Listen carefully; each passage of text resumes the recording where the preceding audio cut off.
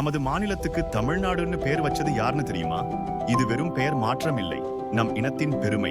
British ஆட்சியில் மதராஸ் மாநிலம் என்றிருந்த நம் நிலம் அப்படியே இருந்திருந்தால் இன்று மதராஸ் ஸ்டேட் என்றுதான் சொல்லியிருப்போம்.